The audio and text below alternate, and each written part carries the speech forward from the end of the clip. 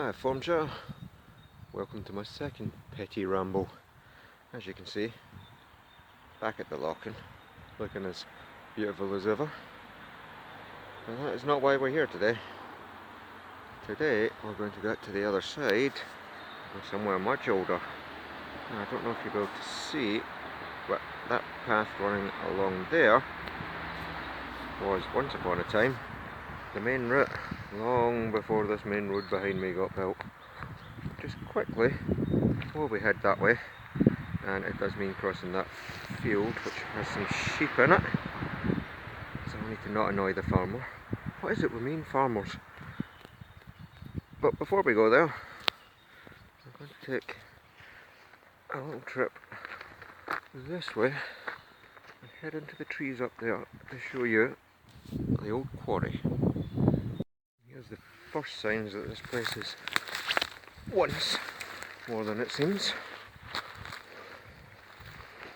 And just up here, over this ridge, the quarry should home into view. You can see it between the trees.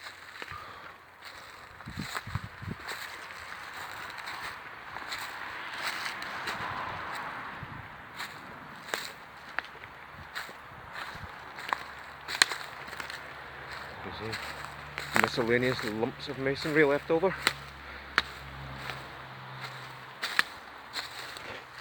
And who knows what? Piles of crap and slag. And for some reason, a bike. Strange place to park. Oh yeah. Trees kind of obscure the view, so I will get a little closer. And here we are.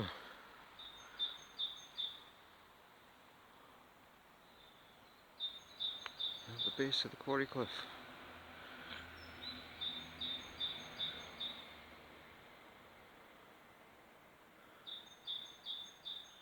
I'm going to go much closer because there is still occasionally I would fall a rock. But yeah, I used to get warned off this place a lot as a kid. Especially the top side, because the bushes obscure it and you can't actually see where the edge is. Anyway, I thought you might just like a quick look at that before we head back this way. Okay, and here we are back at that little stream. I was here last time. Only this time, I need to find a way across. Preferably one that doesn't involve sinking. Let's have a go. This is going to be the crossing point. As you can see, big pile of handy stones. And that's where we're going. Okay, stream crossed. And the next trick is to cross this field without disturbing the sheep or getting filled full of salt pellet from the farmer. Now, I had planned to go up this end of the field because the sheep were down the other end, but they've moved. So I am going to attempt to go this way and hopefully avoid them altogether. And we shall go around a bit closer to the edge of the loch that I'd planned, but still. Very shire like this little bit for Scotland.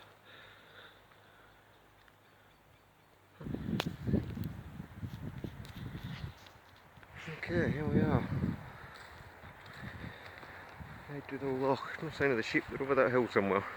So hopefully not be disturbing them just getting to this path up here. Hopefully I'll also not annoy the farmer. He has shot at me before. It's not just you, Dave.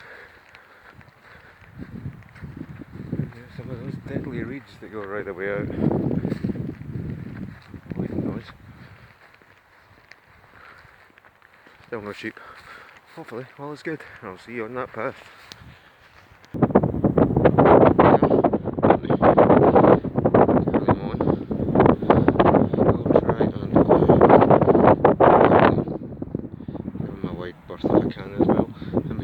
Sheep.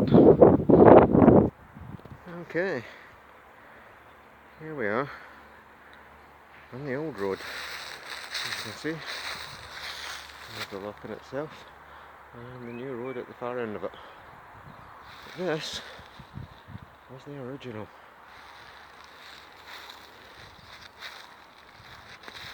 Just how old is it? Well, that we'll see shortly.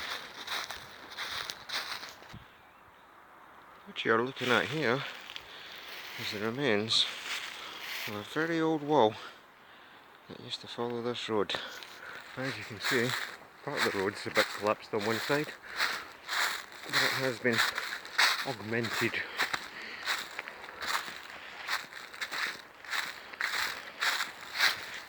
By not entirely safe looking bridges.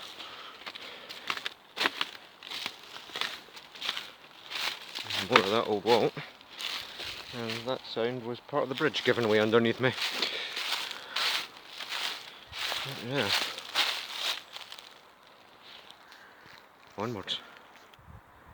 Not entirely sure what the point of this bridge is. I mean, it's like half a foot high, and it's not even over a burn or a stream. But you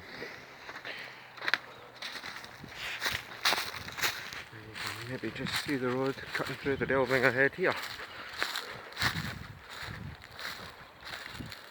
Well, it's walls on either side. Although these days the path takes the high ground, so we're actually on top of the wall. Just what's under all these mossy lumps.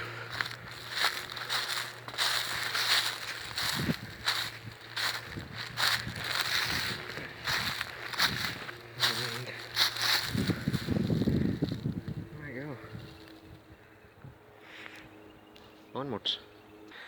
Now, we've come up out of that little wooded bit, and we are now on a modern forestry road. You'll just see the locking through the trees there, back the way, the farm off that way, and just hillside this way. We are still going that way.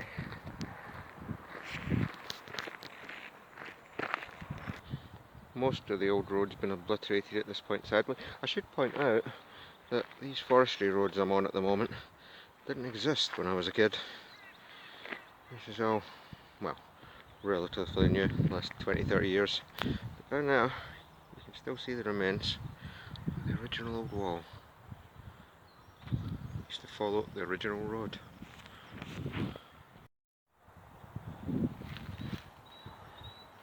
There we are.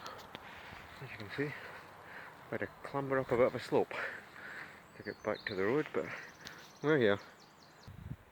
You might notice a lot of the trees along this route are hazel. Very good for hazelnuts come the right time of year, which is not quite, and if you can beat the wildlife to it. But yeah, our ancestors picked good spots. And here's one of the few open spots. It's gorgeous and warm.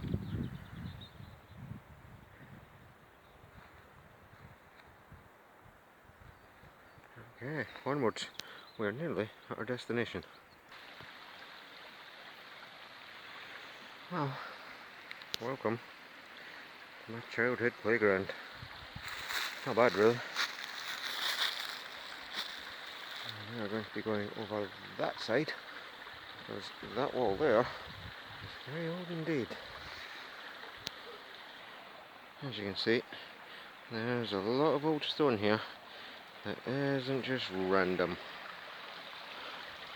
unlike the stone in the river. Let's get a bit closer. Okay, this is our destination. You might wonder, what's so special? Well, if you notice all these things dotted around, those are marking buildings once upon a time. Let's go and take a look.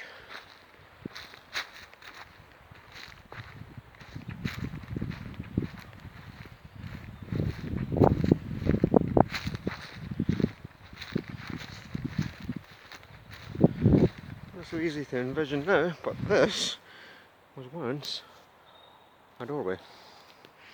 And that marks out the roundhouse.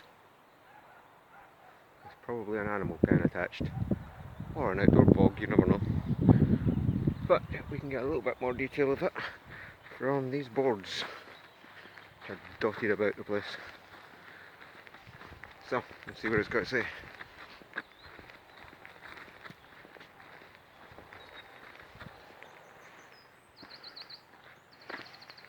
There we are, Hardin Adam enclosure.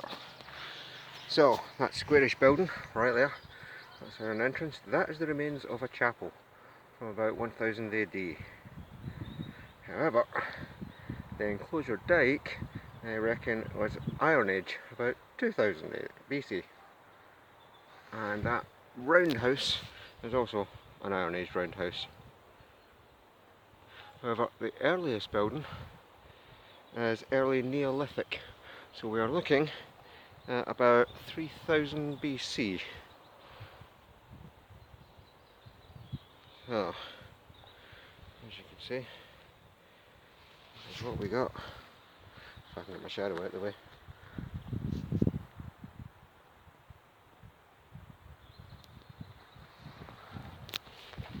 Let's go down to the right side. No, I can't see a damn thing in the phone, so I'm just hoping that helps somehow. But yeah, excavated here as a kid with the school. Used to do excavations. That's what's left of the surrounding enclosure wall. You come in here, well, one of the ways in. Let's see what this has got to say. Ah! Some idea of Neolithic and Iron Age here. What you're looking at.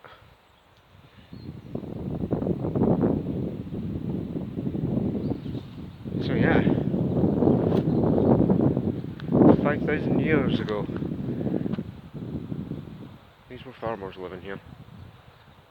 And in the Iron Age, they were also smelting iron, unsurprisingly, for the Iron Age. If we're very lucky, we go down to the river, you might even find some old iron slag and ore. Okay, here we are, in the bung. How's that for an old bit of wood? Sold. It's part of stone. Oh yeah. Beautiful.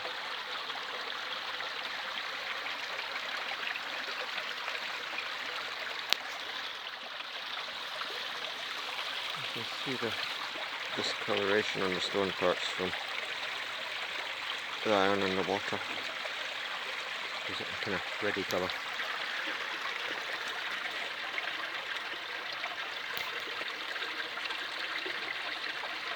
But yeah, it's impossible to tell where it goes from stone to wood.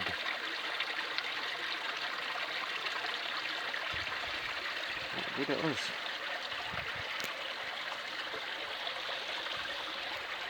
Mainly.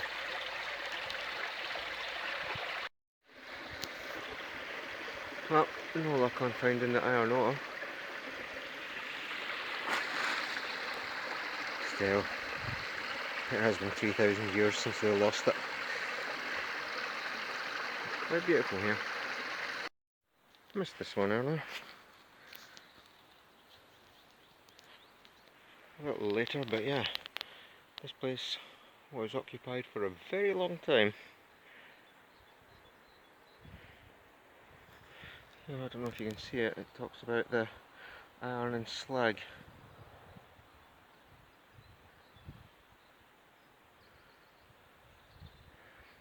But we just didn't have any luck today in finding any.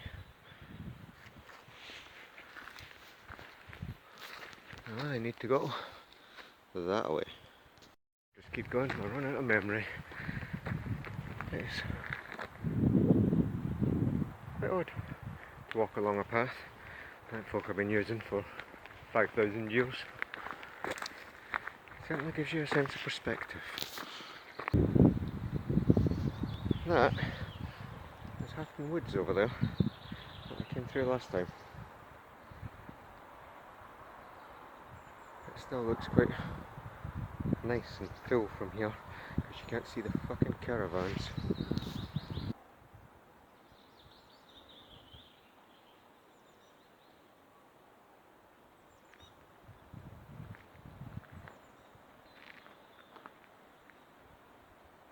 On we go. Okay, this is where we're leaving the old road and joining the forestry road. Take us back down to civilization. Now this path actually did continue on through here before the forestry came and built this and stuck all those horrible pine trees up there. You can see they never used to be there when I was a kid. Those have grown in my lifetime.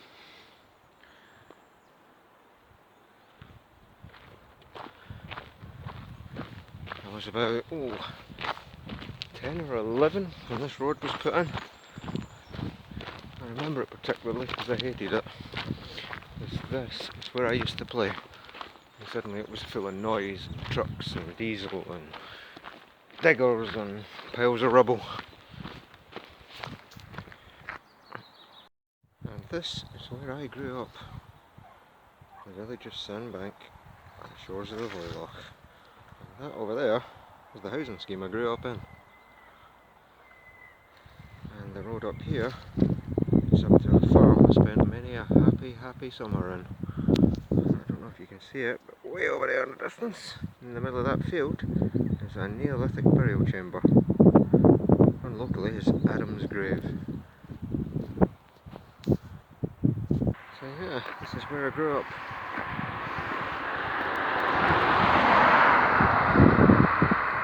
These are my horizons. It was a small world.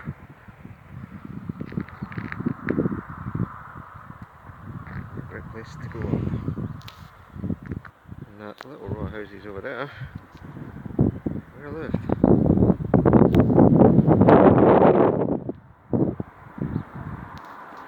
And that building there is where I went to school. And these hills were very different. You know, those horrible forestry fucking pine trees were there.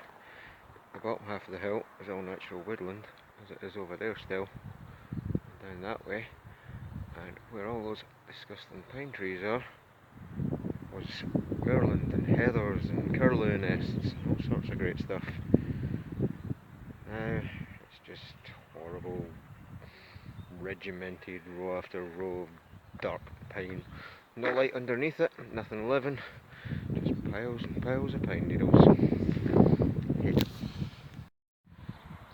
This pile of stuff is a call centre and now a business park.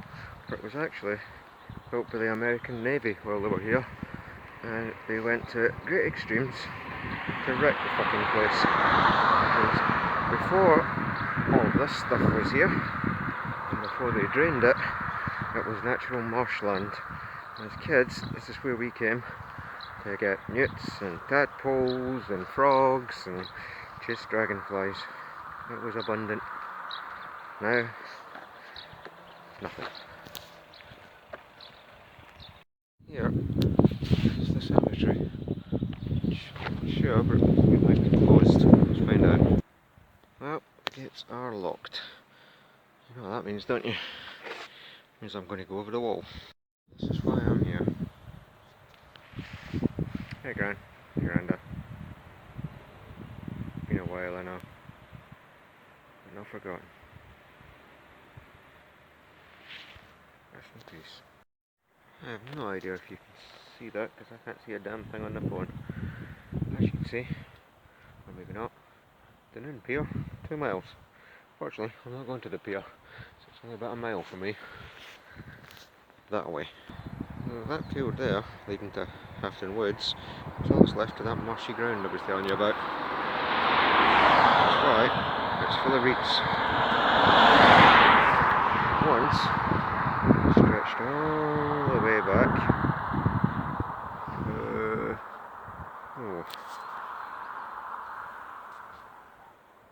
But where that car is now, all of this was trees, and all of this was marsh. I don't know if you can hear that, as is usual with Hafton these days. That is the sound of a chainsaw too. Every time I hear that sound, I know there are less trees than there were yesterday. This is the back end of the loching, and as you can see, the ground is completely treacherous, even at this time of year, after a lot of dry weather. You can imagine what it's like in the wet. I don't know how well that'll show up, but there's some of that really evil, treacherous ground around the edge of the loch, and leading out into the reeds. You do not want to find yourself there.